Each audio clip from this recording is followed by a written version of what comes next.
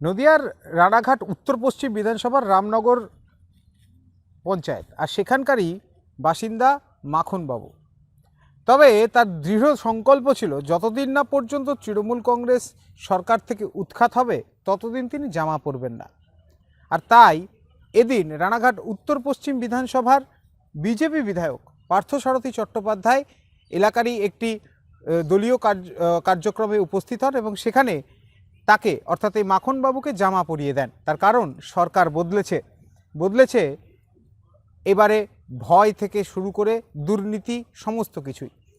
তবে মাখনবাবু জানাচ্ছেন তৃণমূলের দুর্নীতি, তাদের বিভিন্ন রকম কর্মকাণ্ড তার পছন্দ হয়নি, আর ঠিক সে কারণেই তিনি জামা না পরার সিদ্ধান্ত নিয়েছিলেন।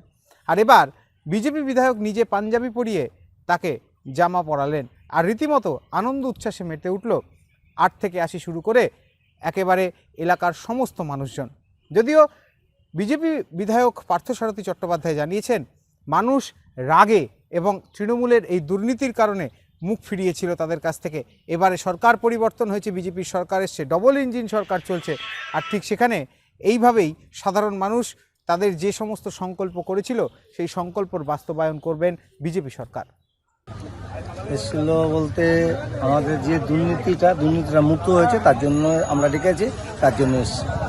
আচ্ছা, আপনি একটা ভোটের আগে একটা প্রতিজ্ঞা করেছিলেন এবং পুরনো কিছু আমাদের থেকে ফুটেজে রয়েছে, আপনি তাই নিয়ে কি বলবেন? আমি তাই জন্য বলতে চাই, আমাদের যে প্রতিজ্ঞা ছিল যে গ্রামের যে দুর্নীতিটা ছিল, আর আমি যে দুর্নীতি ছিল যে বলেছিলাম যে আমি দীর্ঘ বছর যত বছর সরকার না পড়ে তত বছর আমি জামা পরবো না।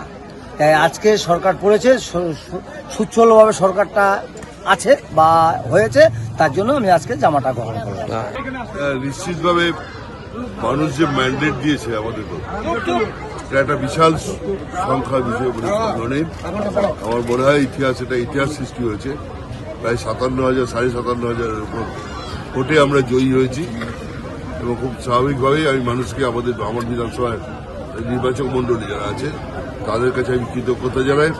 তাদের প্রতি আমি এটুকুনি বলতে পারি যে তারা যে ম্যান্ডেটটা আমাদের দিয়েছে আমার উপর দায়িত্ব দিয়েছে, অনেক বেশি দায়িত্ব আমাকে দিয়েছে।